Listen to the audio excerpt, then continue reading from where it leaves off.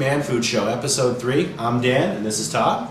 Today we're going to be making some Bison Salisbury Steaks, wrapped in bacon, and topped with some onions, cooked in a Colorado nut brown reduction sauce. So let's get started. So today for our Salisbury steak, we're going to use buffalo meat or bison. This used to be, for a period of time, a rare meat. But now buffalo ranches are popping up, especially here in southwest Colorado. Buffalo meat is available just about everywhere. It's higher in protein and iron, and it's lower in cholesterol and calories, so it's a healthier meat and it's got a good rich beef flavor. Salisbury steak. Salisbury steak can mean a lot of things to a lot of people. Usually Salisbury just means that you're using a lesser cut of meat. A lot of times they use ground beef to make Salisbury steak. In this case we're using the sirloin of a buffalo. It's a little bit lesser cut of meat than a New York strip or any of the other basic steaks. So we're going to do a little diamond cut on the top just to cut it down just a little bit. This just helps loosen up the meat and makes it a little more tender when you're getting in to eat it. Alright, we did the diamond cuts in the meat, cut about 1/4 inch deep on the tops and on the bottom sides of the meat. We just got a real simple rub here tonight. We're just doing a salt and pepper rub, a little sea salt and fresh cracked pepper. We actually cracked the pepper fresh tonight.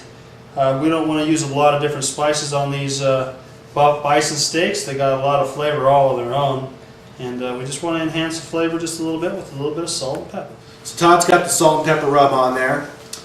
Not many cooked man food dishes would be complete without some bacon. We've got some hickory smoked bacon from Sunnyside.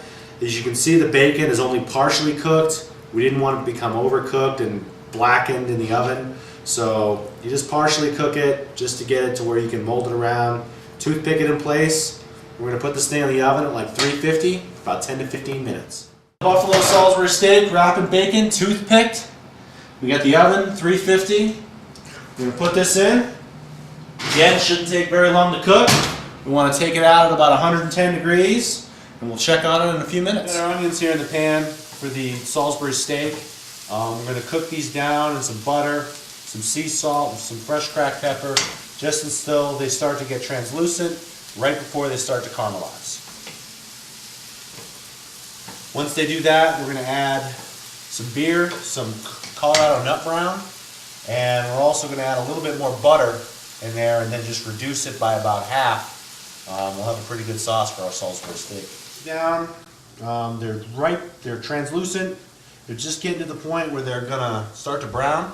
This is the point where you add the Colorado nut brown in. Just kind of dump it in, get a good eyeful. You want to get it up about halfway up the pan here, because you're going to reduce it down and really cook that off.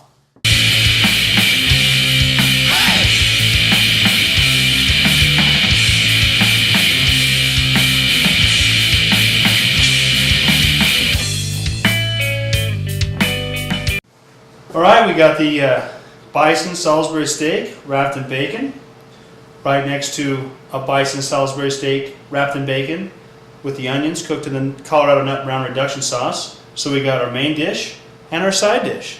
What do you think? Ready to eat these things. We're cooking up, the kitchen smells amazing, and I think we've done a good job. Many people might have asked, well, why don't you guys show these on the barbecue? The easy answer for that is, I was driving down the street with the barbecue in my back of my truck, and I flipped it out of the back of the truck going 70 miles an hour, and I don't really have much of a barbecue left. So, until I get a new barbecue, I guess we're baking stuff in the oven. See you next time.